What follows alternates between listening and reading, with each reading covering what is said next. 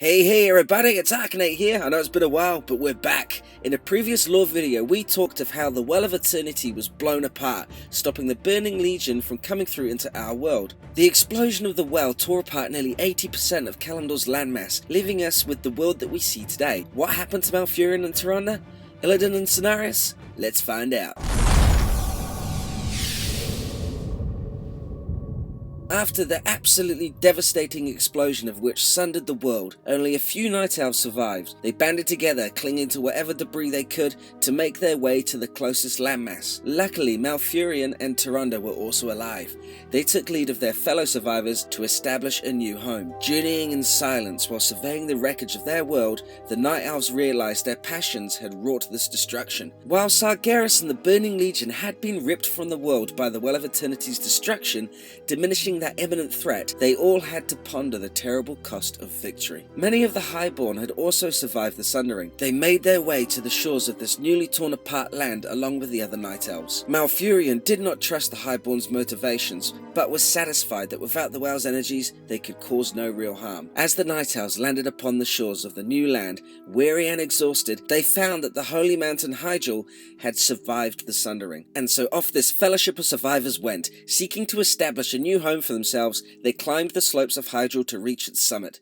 As they descended into Hyjal's wooded bowl, between the enormous peaks of the mountain, they found a small tranquil lake, and to their horror, they found that it had been fouled by magic. Reaching Hyjal's summit long before Malfurion and the Night Elves, Illidan, who had also survived the sundering, poured the vials he procured of precious water from the Well of Eternity into the mountain's lake. The well's potent energies had quickly ignited and coalesced into a new Well of Eternity. He believed that the new well was a gift to future generations. Illidan was shocked that Malfurion had hunted him down. Malfurion explained to his bro that magic is innately chaotic and that its use would lead to corruption and strife.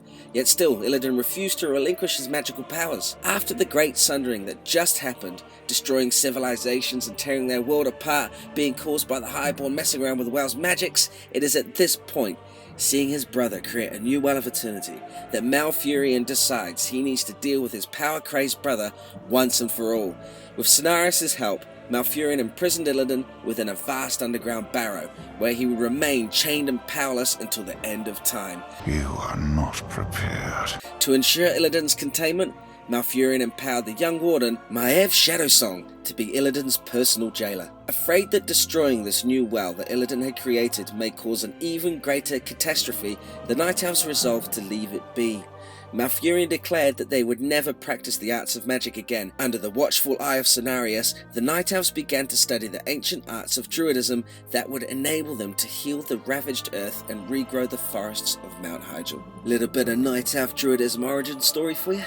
Next time we'll be talking about how the Night Elves dealt to rebuilding their world and what they did to make sure they could stay safe from the Burning Legion. Thanks to you guys that have stuck around while I disappeared for a year, but I'm back, committing to at least one video a week. If you want to see more content like this, make sure to hit that subscribe button. If you enjoyed the video, chuck us a thumbs up. It really does help. Thank you so much for watching. My name is Arcanate, and I'll catch you next time. Of the new sea, where the well once stood, a massive chaotic storm of tidal fury swirled ferociously.